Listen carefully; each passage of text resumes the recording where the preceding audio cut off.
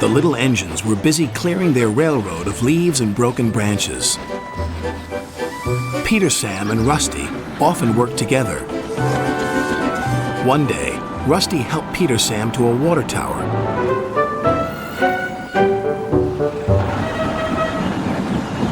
Peter Sam felt much better after his long drink, but the freight cars were bored. Let's break away. Their loads were heavy and the couplings old. One snapped.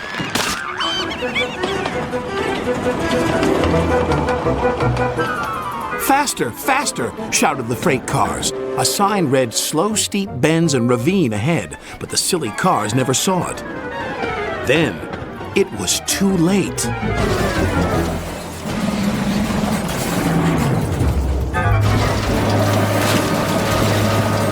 Peter Sam arrived at the scene of the disaster. His driver sighed. This was our fault. We didn't secure them properly.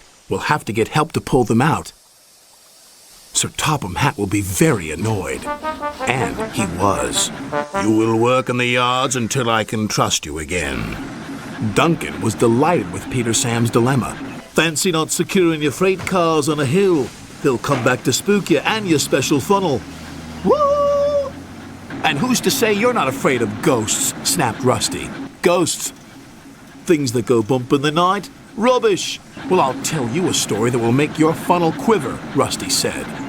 A long time ago, a little engine was returning home. It was a misty, moonlit night. Suddenly, the engine lost control and plunged over the side into the swamps below.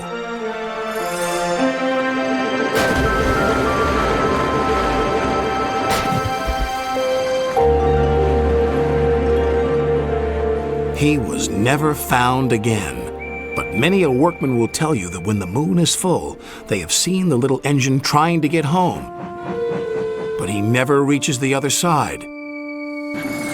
So what do you think of that, Duncan? Rubbish, replied Duncan.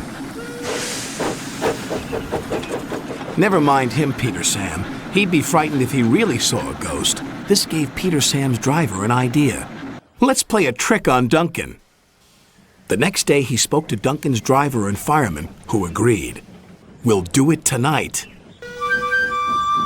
Duncan had to take coal cars to the slate mines and then bring cars back. Duncan's driver decided as part of the plan to cross the old iron bridge. Haunted bridge. Rubbish, snorted Duncan. It's as tame as a pet rabbit. But all the same, he kept thinking about Rusty's story. When dusk fell, he was keen to leave. If we don't go now, Skarloey will take my favorite place in the sheds. We have to collect our cars first, his driver replied. He could see their plan was working because Duncan was nervous. When night fell, they set off. The mists were rising around the old iron bridge. Duncan whistled, and the sound echoed everywhere.